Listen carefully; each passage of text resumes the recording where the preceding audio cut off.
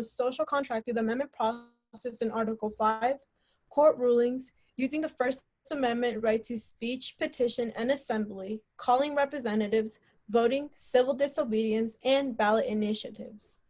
George Washington stated, "The Constitution is the guide which I never will abandon." Washington, much like James Madison, was classical Republican in his beliefs of the ends of government. Both men were for the common good and establishing ordered liberty. Madison reckoned that to achieve stability, a blend of classical republicanism and natural rights philosophy was essential.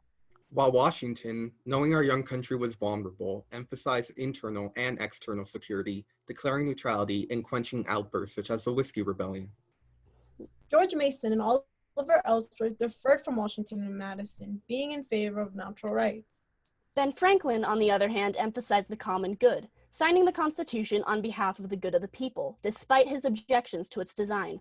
Franklin stated, "The opinions I have had of its errors I sacrifice to the public good." Alexander Hamilton prioritized the economic welfare of the country. Hamilton believed the Philadelphia Convention early because he believed government must have full political and military power to achieve stability. The ends of government which have the highest priority today are economic prosperity, the health of citizens, and balancing national security with people's fundamental rights. The American dream, once valued and admired, is seen today by many Americans as but a withered corpse or relic of the past. The rise of positive rights is directly correlated to this feeling of economic inequality. COVID-19 has worsened this issue, causing the unemployment rate to skyrocket, the stock market to plummet, and forcing small businesses to close their doors. Economic prosperity and equality is so fundamental to the happiness and well-being of citizens that disruptions like those that occurred in Athens can plunge nations into chaos. Aristotle proclaimed, "Everywhere inequality is a cause of revolution." President Barack Obama states, "We spend more on our military than the next 8 nations combined." Ensuring national security is at the forefront of our priorities in this age of terrorism. Terrorist attacks such as 9/11, the Boston bombing, and the Pulse nightclub shooting have struck fear into the hearts of Americans, fundamentally changing our society. Edward Snowden revealed his shift in 2013 when he uncovered that NRA and the Patriot Act was violating Americans' 14th Amendment right to privacy.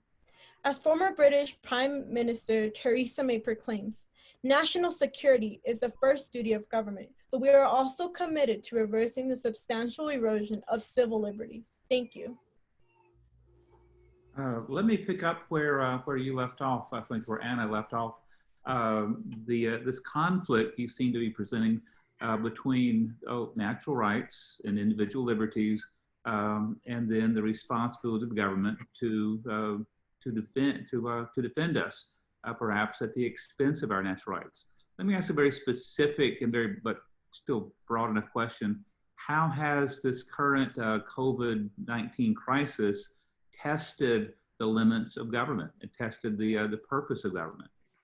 Well, from a philosophical standpoint, we can blatantly see that the federal government is more interested in classical republicanism, such as promoting the common good and making sure that citizens' health is well taken care of. And granted that because of this ensured almost forced quarantine for individuals, this restricts their natural rights. It is a lot more important to keep our citizens safe and healthy, and then afterwards we can deal with the civil liberties. Yes, and also our federalist system has really been challenged during all this over debates of whether there should be a more cooperative federalism or should it just be left to the federal government.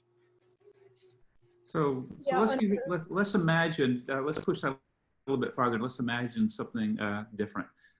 Instead of just ending all of a sudden suddenly there's no more COVID-19, or we find the magic bullet that protects us all from it, it drags on for a month to the fall, so you begin next fall doing online classes. You begin next fall not being able to go to college, and on and on and on for months and months and months on end. Is there a point at which the people will say enough of government,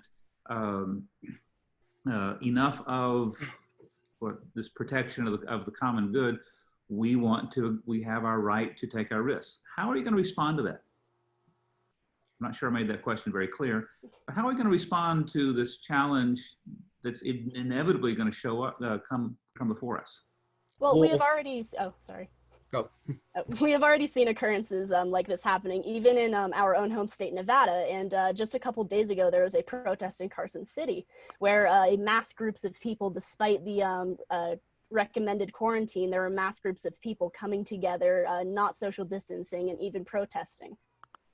Yes, and of course, the stricter these guidelines are, the less time they could be held in place, because Americans are not going to do this for more than a couple more months. And we could see that in places like Italy and China, where they've essentially taken up martial law.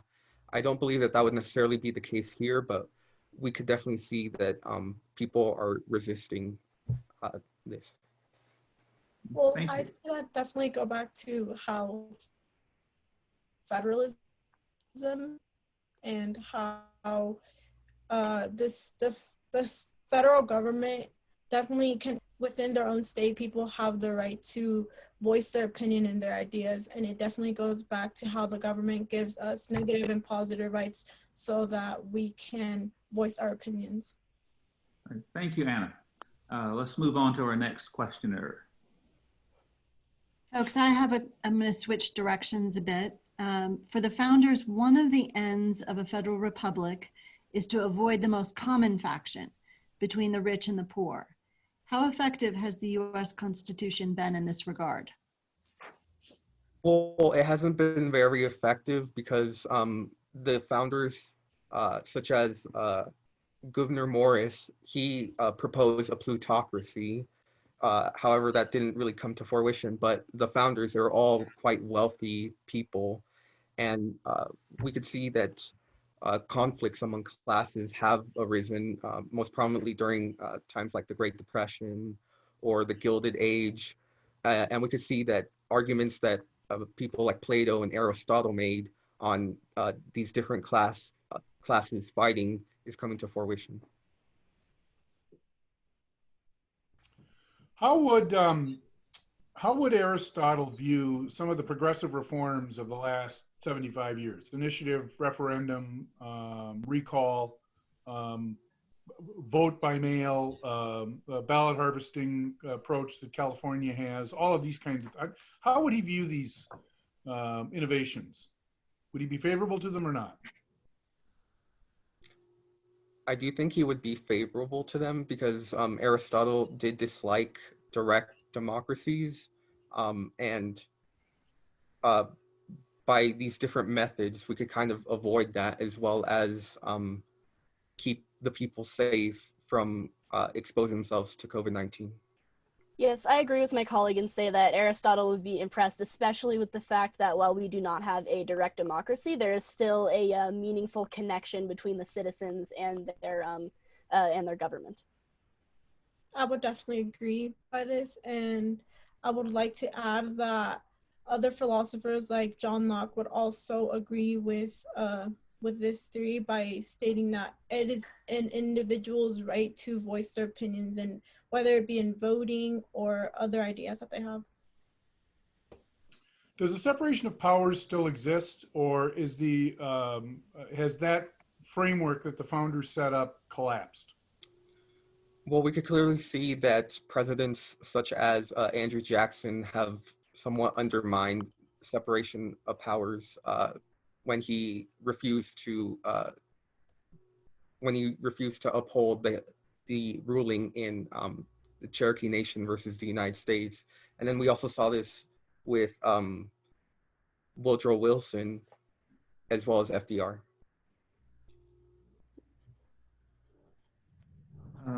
Let's go back to where we began with Aristotle and his influence on. I'm sorry, Tanny, but it's time.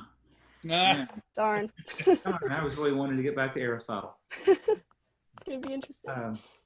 But nonetheless, it was a wonderful conversation that we've had, and I appreciate the fact that you began talking about this promise of the Declaration of Independence, and then the attempt that the Constitution made to fulfill those promises. One thing I was going to ask you, and just I first hope we can think about it more nonetheless, is why did it take so long for the Constitution to deliver on those? Because most of the examples you gave were from amendments, some of them which came much later. So perhaps a truly American society may be fulfilling those promises, but but we're not there yet, and it's still in process for us. That would have been a fun conversation to continue with, and we could just take the next hour or two and do that. But I guess we better move on. You had a very precise, organized presentation. You had a couple of different ideas, and you balanced things back and forth on those, which was a good strategy. COVID-19, that challenges everything, and I think you were very good to raise that, because suddenly, what is the common good, and what is freedom? How do we protect natural rights and protect our natural right to not stop breathing anytime soon? That's tough, and I think you were aware of those things as you continued talking. So I enjoyed our conversation, and I want to hear what my fellow judges had to say about that as well. So Tina, do I see you up there? Yeah. I thought y'all did a nice job. One of the things that I thought you were particularly good at was drawing out examples that really get at the conflicts between equality, order, and liberty. And you did different variants of that kind of conflict and thinking through the ends of government as they change over time. I also liked the rich historical examples that you used. So I thought those were two real strengths of your presentation and your responses to our questions. So I enjoyed the conversation. This question of separation of powers, it's always a question of concern whether or not it's breaking down, and depending on your point of view, those who are concerned about judicial power tend to talk a lot about judicial activism. Those who are concerned about executive power can find plenty of examples of executive authority or weakness on the part of Congress. Your citation of President Jackson is particularly interesting because, of course, he did in fact refuse to follow the order of the Supreme Court, although it's apocryphal whether he actually said, "Now let them enforce it." But it was an interesting example. On the question of the progressive reforms of the last 75 years and some of the increasing ways in which we look for people to vote, there are policy arguments that run both ways on those issues. I wonder how enthusiastic Aristotle would have been about them. And I think you could probably, Aristotle is not the easiest philosopher to understand, and he sometimes says things that are contradictory. It's almost as if he wasn't well prepared for us to be citing him 2,500 years later, but I guess that is what it is. Completely irrelevant note, you cite Washington, just a little historical fact of some interest. Washington at Valley Forge, when he was dealing with all of the weather and the problems there, was also dealing with a smallpox epidemic, and took some unusual steps to kind of deal with that smallpox epidemic. That was still some decades from Jenner and his vaccine, and so it's kind of interesting as I was reading about that, preparing for our discussion today. The old is new and so forth. It was great to be part of your day, and we really enjoyed the conversation. Thanks very much. Thank you.